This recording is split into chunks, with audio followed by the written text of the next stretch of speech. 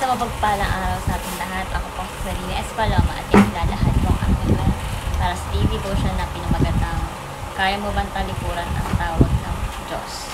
So, ang ating concept is effective calling. Then ang ating, it means effective calling is an act of God, the Father, Spirit through as human proclamation of the gospel. So, ang ating scripture is 2 Thessalonians chapter 2 verse 30 to 14 na sinasabi,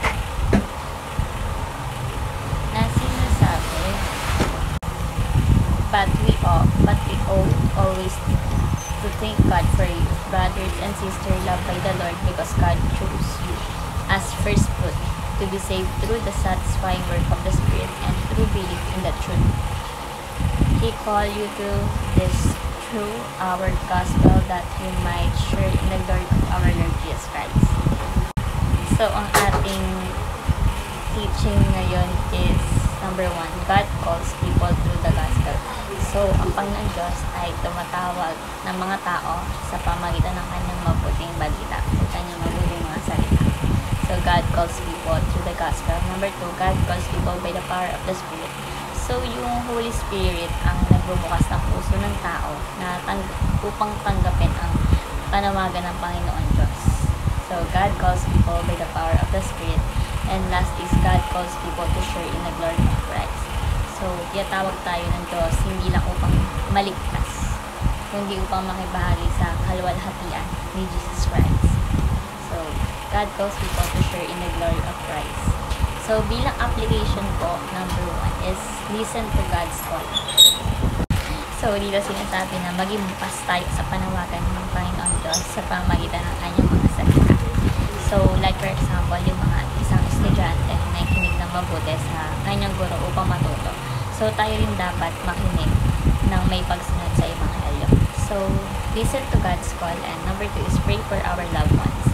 So, ipagdasal natin ang ating pamilya at mga kaibigan na hindi pa nakikilala si Kristo sa buhay nila.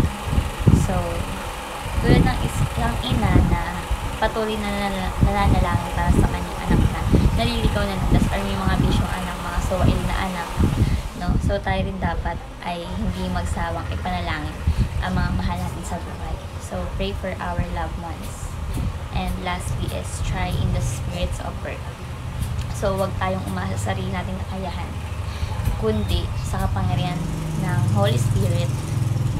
Doon tayo umasa na sila yung gumagawa para mabago yung buhay ng isang tao.